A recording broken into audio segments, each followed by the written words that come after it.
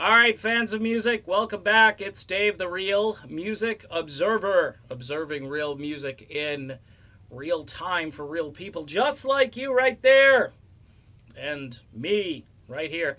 ACDC took my advice.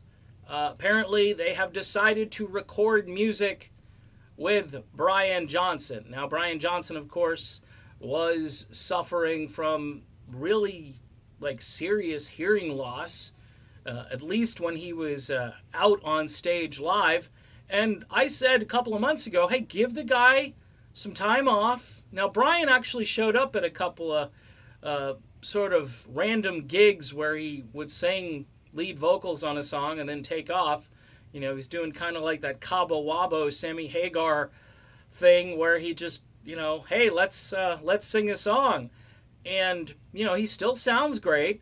What's amazing, here's the thing. I was listening to Thunderstruck the other day, which is this, epic tune from 1990, ACDC. Bit of a comeback album for the band at the time.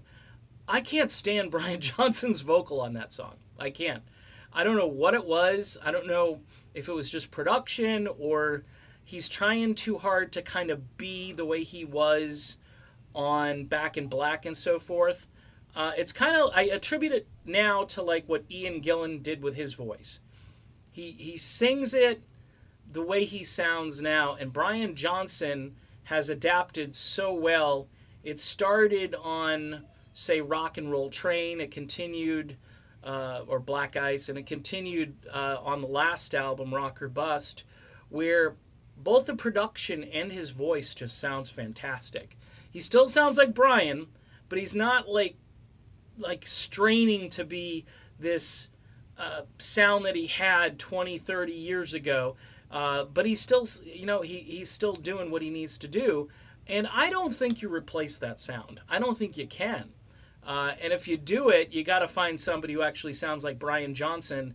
You don't bring in Axl Rose. But what's pretty cool is you've got both Brian Johnson and Phil Rudd back in the fold with Angus. So this is kind of starting to seem like ACDC again, and I think people are going to be pretty jacked up. Now, the thing is, will Brian be able to tour if they decide to do a tour? I think that's the big question in all of this, and my answer for now is, who cares? Let them record, because this is a legendary singer, and, with Angus back there writing and riffing, you just don't know how good this music could be. I think he's probably been really itching to record, and my hunch is the material must be good if that's the case. So ACDC with both Phil Rudd and Brian Johnson, yep, they took my advice yesterday. I'm sure they were listening to me. I just thought that the whole Axl Rose idea was a bad idea. I got folks...